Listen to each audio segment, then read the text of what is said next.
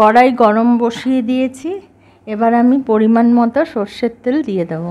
এখানে আমি ঢ্যাঁড়স বা ভেন্ডি যা বলে এটাকে কেটে রেখেছি গোটা গোটা, আর যেগুলো একটু বড় ছিল সেগুলোকে অর্ধেক করেছি।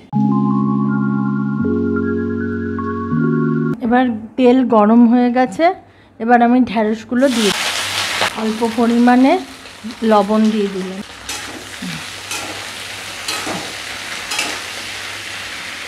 একটু হলুদ দিয়ে দিলাম। এবার ঢ্যাঁড়সগুলোকে ভালো মতো ভেজে নেব, ঢেকে দিলাম।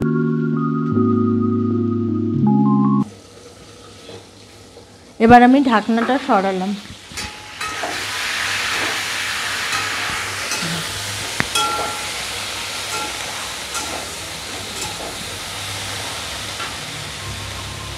ভেন্ডিগুলো আমার বা ঢ্যাঁড়সগুলো এগুলো আমার ভাজা মোটামুটি হয়ে গেছে। এবার আমি এর মধ্যে সামান্য পরিমাণে জল দিয়ে দিলাম। আগে তো লবণ দিয়েছিলাম, তাই জন্য অল্প পরিমাণে একটু লবণ দিলাম, অল্প পরিমাণে হলুদ দিলাম, আর দেবো হচ্ছে অল্প একটু লঙ্কার গুঁড়ো, আর দেবো একটু জিরের গুঁড়ো, আর দেবো একটু কাশ্মীরি লঙ্কা। এবার এটাকে ভালো মতো আমি কষাবো।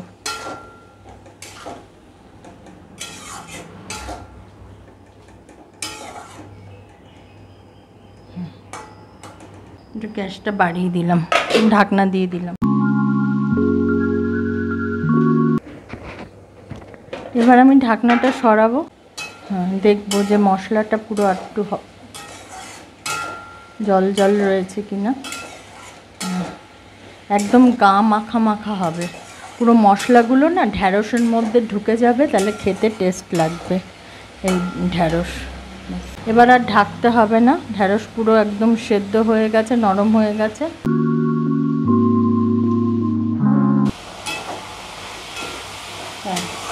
এবার একদম লেগে গেছে। এবার একটু কমিয়ে দিলাম, একটু সামান্য গরম মশলার গুঁড়ো দিয়ে দেবো অল্প, আর খুব অল্প পরিমাণে একটু ঘি দিয়ে দেবো।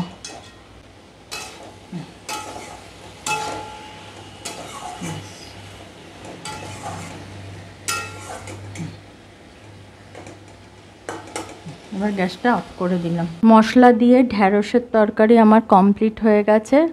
যদি রেসিপিটা ভালো লেগে থাকে তাহলে অবশ্যই লাইক, শেয়ার আর কমেন্ট করো, আর অবশ্যই চ্যানেলটাকে সাবস্ক্রাইব করো। এটা রুটির সাথে আর ভাতের সাথে দুটোতেই খুব ভালো লাগে খেতে, আর এটা মানে বাচ্চারাও খেতে পারবে, কোনো অসুবিধা নেই। এটা খুবই ভালো রেসিপিটা। তোমরা যদি ভালো লেগে থাকে তাহলে ট্রাই করে দেখতে পারো, আর চ্যানেলটাকে একটু সাবস্ক্রাইব করো।